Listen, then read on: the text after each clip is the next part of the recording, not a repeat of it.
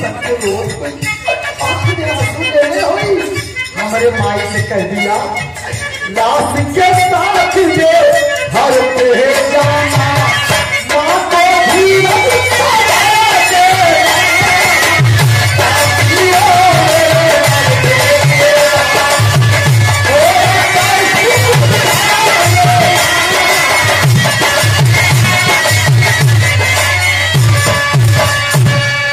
को भी अपने अंतिम दम के तोड़ दिला कुलदीप सिंह यादव।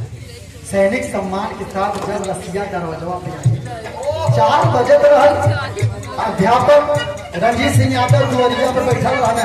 वही समय देखा तुम पुलिस का गाड़ी आई, सोचा तुम लगत कोनो घटना हो गई का, हमारे बेटवा तो फौज में रहा।